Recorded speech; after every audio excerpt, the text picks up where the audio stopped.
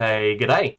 For the last few weeks I've been obsessing preparing for Season of Discovery Race to Level 40, trying to optimize the perfect launch day Handin route.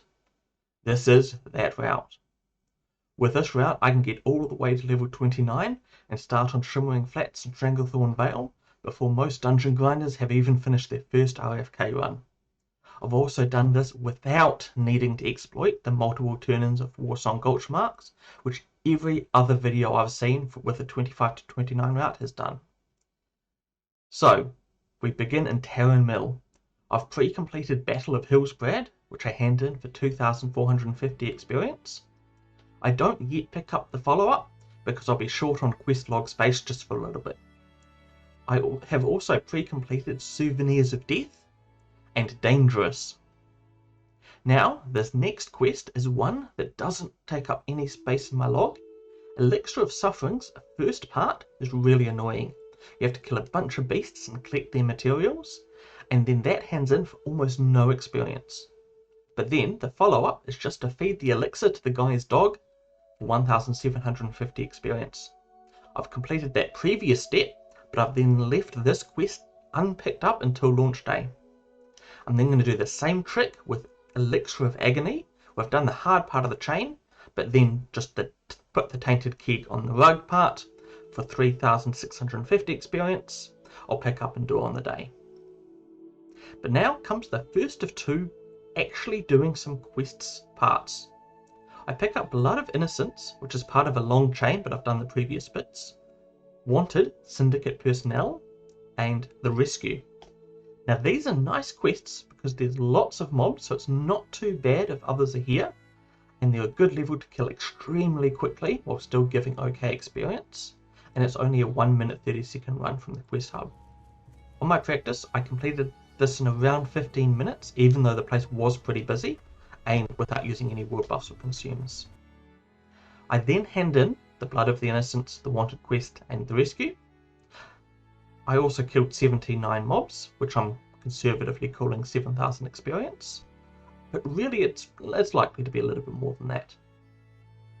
Doing all of that, it ends up being a little over 50,000 experience an hour, which is pretty decent to weave into my Handin route just for a little extra oomph. Finally, I pick up Battle of Hillsbrad and return to Thunderbluff, which I'll turn in later. That's Terran Mill done, and now half to 1,000 Needles. In the Free Wind post, I hand in some pre-done quests. Free at Last, Wanted Anarch Grim Totem Spying, and Homeward Bound. These quests bring me right up to level 26. I then pick up Serpent Wild, which is part of a chain that I've half completed. I head over to Whitereach post, and I hand it in straight away for a free 1,000 experience. I then also hand in Assassination Plot, which starts from the Assassination note that I've pre-farmed. And I complete the follow-up, Protect Kanati Grey Cloud, which is a super fast quest that's right there, for a total of 4,600 experience for the two. I then hand in a pre-done Hypercapacitor Gizmo. I did time just running over and doing it, but the issue is that while it is decent experience per hour to complete it on day rather than having it pre-done, that's only true if you don't have to wait for it to respawn. It has around a 7-minute respawn timer, or at least it did for me when I tested it, which makes it super not worth risking. Finally, we're going to pick up Sacred Fire and complete it on the way back to Free Wind Post.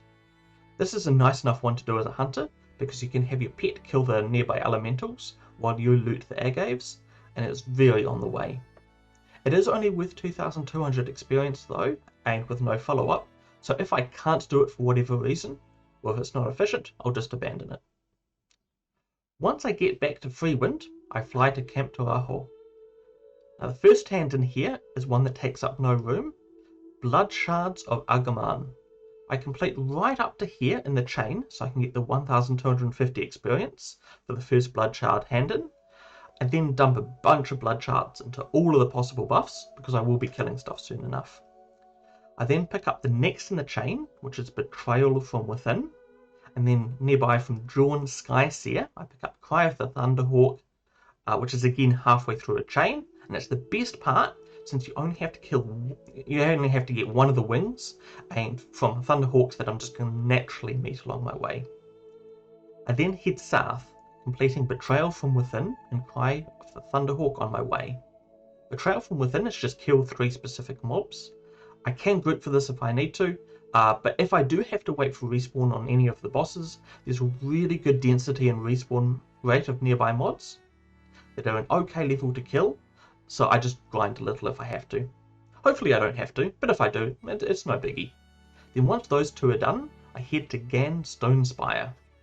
From him, I take Gan's Reclamation, which is a super easy and fast grind quest that is close to the quest giver, and in Barrens, so no PvP worries. As a geared hunter, these mobs just literally melt.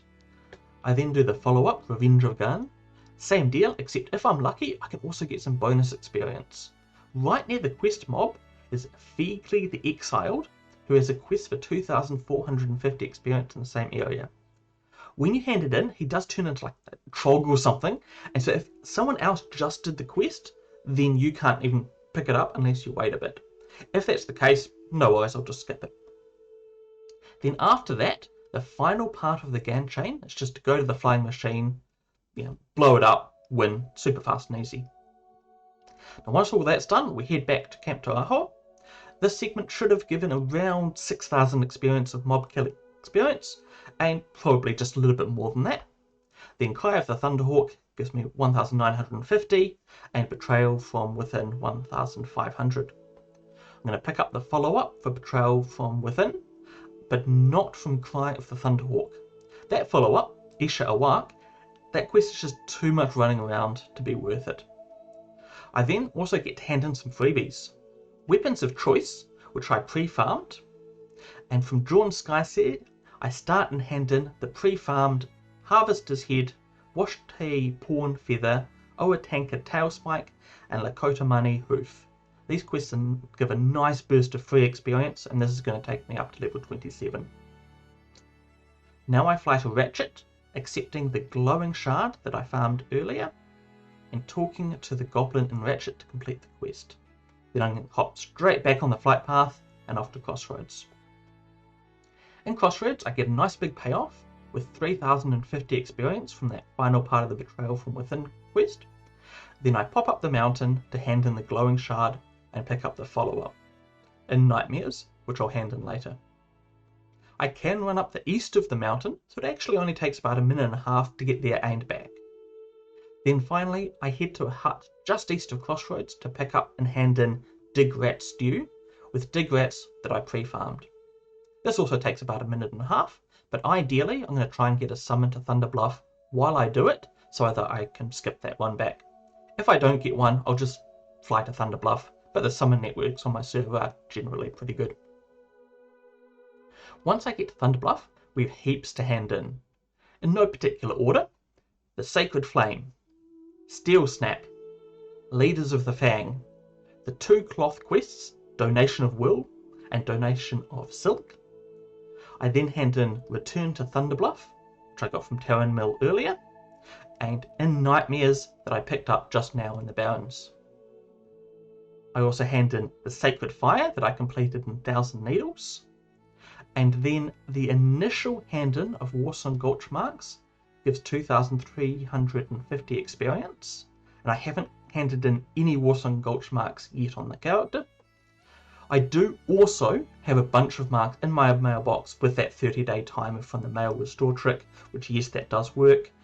Currently, they give 1,200 experience per 3 as a repeated hand-in. If that is still the case, then I'm going to get a truly stupid amount of experience doing that. I am very, very much assuming this will get nerfed. I'm not counting that experience in my route. I think what they're going to do is they are going to make it that only the first hand-in gives experience and no subsequent hand-ins give any experience at all.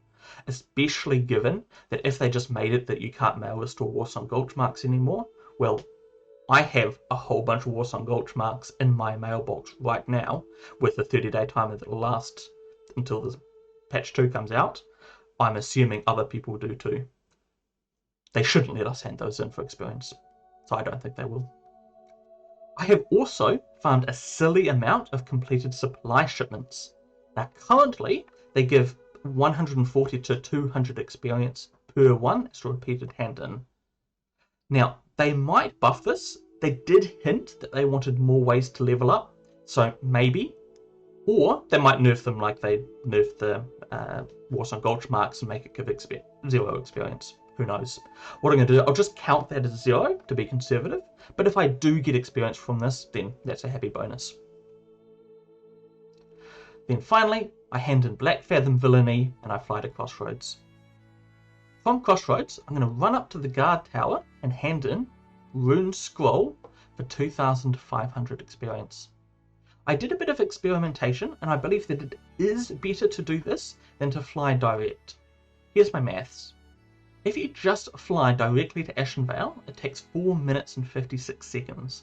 You do have to run it back a bit though to hand in the Ashenvale Pages quest, and that takes 1 minute 35, so the total time is 6 minutes and 31 seconds. But if you run up, flying to Crossroads takes 2 minutes and 34 seconds, and then the run up takes 5 minutes and 48 seconds, which gives a total of 8 minutes 22 seconds. This is 1 minute and 51 seconds more. What do I get for that 1 minute 51 seconds? I get 2,500 experience, which works out to around 81,000 experience per hour, which is definitely good enough for me. Now, according to my conservative estimate, I should be just a little shy of 28 when I'm doing this run. If the actual results are a bit more, or for instance, if the Warsong marks handins or the supply crates give an experience for repeated handins, I might actually be level 28 here. If that is the case, then on the way I'll stop by the Warsong Gulch vendor. I'm going to buy some level 28 blues. The first two are kind of side grady, but the Scout's Medallion is an extra 2 agility. I'm not really too worried if I can't, but I might as well on the way if I do happen to already be level 28. So anyway, on the way to Splinter Tree Post, we hand in the aforementioned pages, and then in the base I hand in Freedom to Rule, Satyr Horns, which by the way is the worst experience of the quest log experience ones, but it's in a convenient place and I have to have one of them only give the 2100. Torix Assault and Warsong Supplies. Then we get to accept and hand in the Ashenvale Hunt quests. Shadombra's Head, Sharp Talon's Head, and the Paw of Ursangoris. Then the hunt completed gives 3,050 experience right on top. We can also hand in the weekly Clear the Forest quest for an extra 2,000 experience, and the World Buff Drum. And the Befouled Water Globe starts a quest for 550 experience, but more important is the follow-up, Juno of the Earthen Ring. We'll fly over to Zoram now to hand this in for 2,200 experience. By the way, this also gives the Phase 1 Best in Slot belt, which I indeed just have not had all phase so that I could get this extra experience with no quest log slot. Then in Zoram, Amongst the Ruins, King of the Foul World, Allegiance to the Old Gods, Vorshar the Lasher, and Baron Aquinas. Now we're almost level 29 and it's time to head to Orgrimmar. We can either fly there or get a summon, depending on whether one is available. Once we get to Orgrimmar, we have 4 cloth turn-ins to do. Wool and silk for the trolls and the orcs. Then in Orgrimmar, we'll learn our level 26 and level 28 skills. I'll get them all, but these are the ones I'm most interested in. Then off to Undercity, either by Zeppelin or by a summon, depending again on the availability. In Undercity, we hand in Battle of Hillsbrad, that follow-up that we accepted right at the start in Tarren Mill. Then we do the 2 cloth handins for the Forsaken. And finally, an Unholy Alliance, which starts from the Small Scroll, an item that drops from the final boss of RFK, and it rewards 2,800 experience. We've done this Undercity last because this requires level 28 to hand in, so we need to have Undercity kind of like the last stop so that we'll be level 28 to do that. And that brings our grand total to 155,290 experience. And the total experience needed for 29 was only 150,700, so we're well and truly into level 29. We're actually probably even a bit further in, since I've gone the most conservative estimates possible. especially if those Warsong Gulch marks work. I'm probably like level 30 at this point. Anywho, at level 29, this allows us to start on shimmering flats. Specifically, we need a level 29 to pick up Load Lightning, which is a quest that's really tough if there's any competition for the spawns. But we're going to get the vultures and the rest of the flats completely to ourselves, since really, who else is going to do this? My pet is probably still only level 25 though, so the first order of business is taming a level 28 Needles Cougar on the way from Free Wind Post to the flats. If an hour has passed, then I can just half there. Otherwise, I'll try and get a summon, or at worst, I can Zeppelin and then fly there. And that's how I'm going to get level 29 before anyone else by using a truly insane Handin route. I'll share the spreadsheet in the pinned comment if you wanted to copy it. And then my next task, I'm going to rotate level 29 to 40 in a kind of similar way. If people seem to be interested in this sort of content, then I'll make videos for that level 29 to level 40 routing also. But that's all from me. Thanks for watching, and if you liked this video, please do subscribe. It helps me a lot. Till next time, bye for now.